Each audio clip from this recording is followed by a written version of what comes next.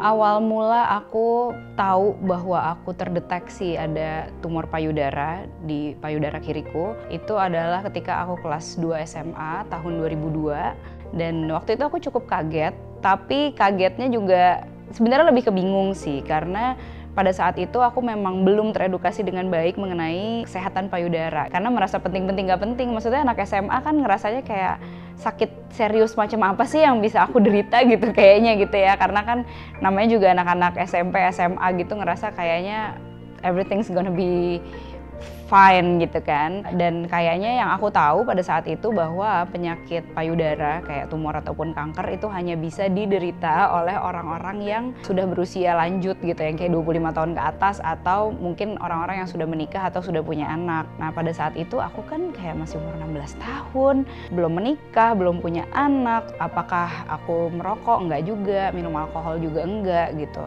Soalnya kalau dilihat sebenarnya aku tuh nggak ada tuh genetik kanker ataupun tumor payudara, dilihat dari tante, nenek dan segala macam tuh nggak ada gitu.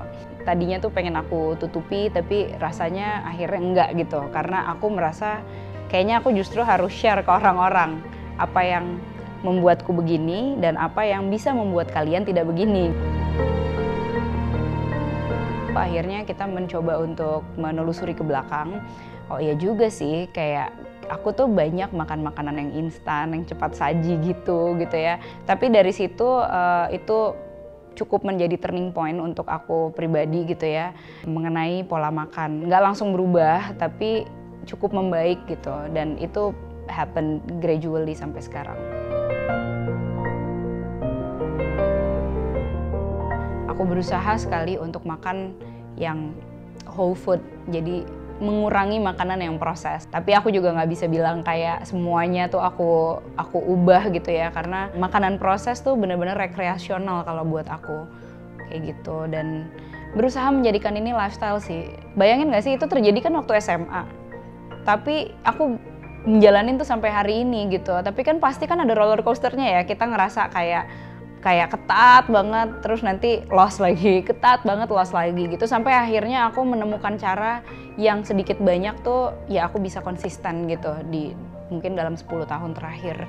Nah ini yang menurutku akhirnya begitu aku menikah terus punya anak, punya 2 anak gitu, itu semakin konsisten lagi gitu, karena aku tahu rasanya kayak suamiku cerita hidup dengan seorang ibu yang waktu itu stadium 4 gitu ya, yang kesakitan setiap hari, anak-anaknya punya traumanya seperti apa gitu. Jadi dari situ akhirnya aku kayak mulai iya ya gitu, gue pengen menciptakan keluarga yang ya aku dan suamiku bisa hidup lebih lama dan lebih sehat gitu untuk mereka dan untuk kita sendiri.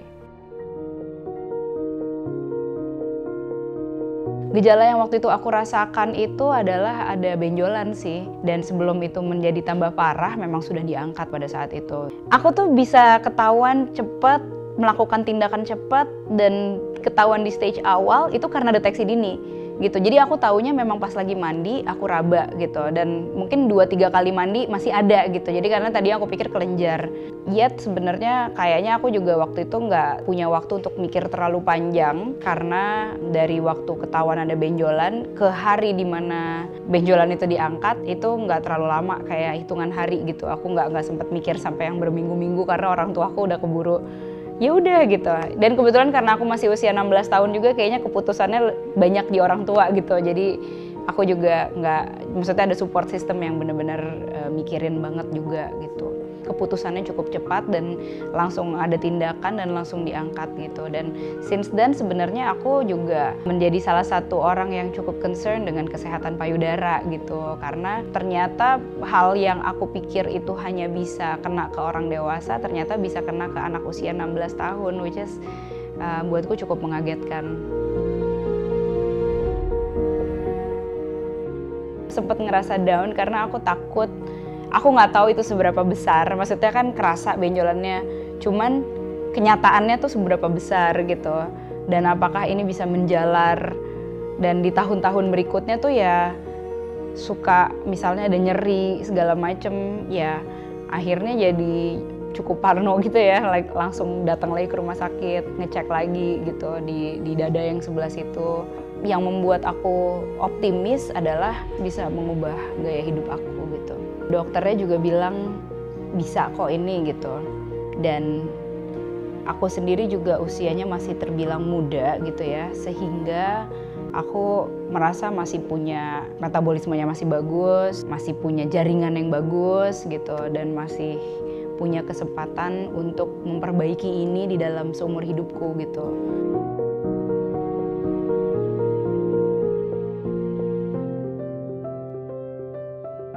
Sebenarnya menurut aku kenapa akhirnya ada stigma bahwa ini tabu atau malu untuk dibicarakan adalah karena membicarakan mengenai payudara ini sendiri aja tuh untuk sebagian masyarakat masih terbilang tabu, atau masyarakat sendiri ya, kita nggak usah ngomong masyarakat secara besar deh, bahkan perempuan sendiri yang ini tuh adalah bagian dari tubuh perempuan kadang-kadang merasa malu untuk membicarakan mengenai payudaranya gitu. Padahal ini kan sebenarnya adalah salah satu organ ya, sama seperti hidung atau mulut atau yang lain gitu, yang sebenarnya memang ada gitu. Dan akhirnya karena ini semacam tabu untuk dibicarakan di masyarakat, kita semacam menjadi menutup mata gitu bahwa ini kanker payudara yang notabene faktanya tuh adalah pembunuh kedua perempuan di Indonesia gitu ya, tertinggi. Ini menjadi kayak kita seolah menutup mata terhadap itu gitu.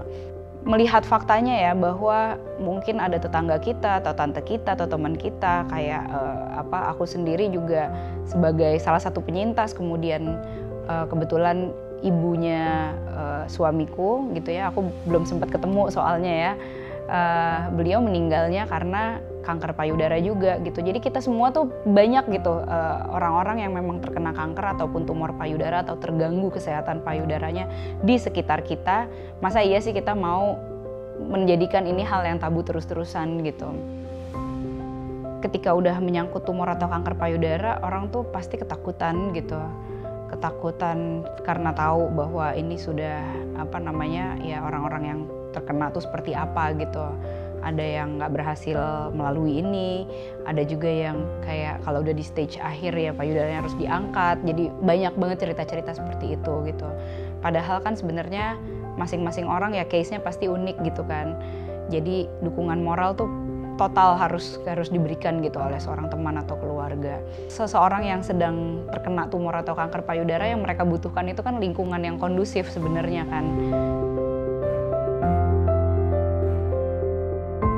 Dalam melihat perspektif hidup, kalau buat aku dari beberapa waktu lalu semenjak aku terkena tumor payudara, itu kan sebenarnya akhirnya aku tuh kayak beberapa kali ikutan nyemplung gitu ke kegiatan setelah aku lulus kuliah gitu ya. Waktu itu bener-bener lihat sendiri, research, terus akhirnya nyemplung di beberapa yayasan.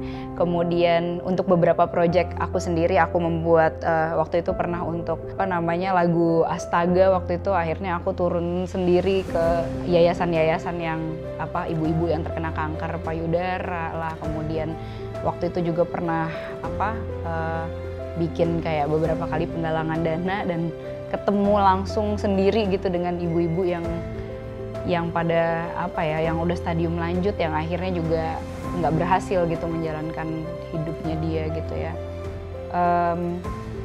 Buatku payudara ini nih kayak sesuatu yang unik yang dimiliki oleh perempuan gitu ya. Dan bagaimana kita bisa memberikan hidup dari payudara ini gitu ya, dengan kayak aku sekarang masih menyusui gitu, itu kayak bener-bener luar biasa banget gitu. Dan ternyata payudara ini juga yang bisa menimbulkan hal yang sebaliknya gitu, yang bisa mematikan gitu ya untuk seorang perempuan gitu.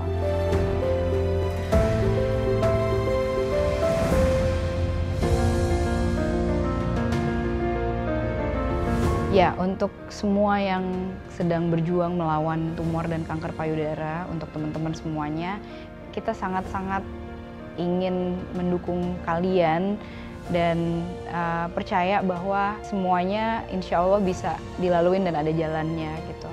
Dan aku yakin sebenarnya mungkin salah satu yang bisa membuat ini menjadi lebih baik juga adalah dengan sharing gitu, dengan sharing ke teman-teman semuanya mengenai kesehatan payudara, bagaimana pentingnya dan segala macam.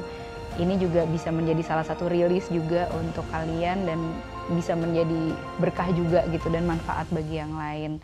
Please hang in there, kita laluin ini bareng-bareng.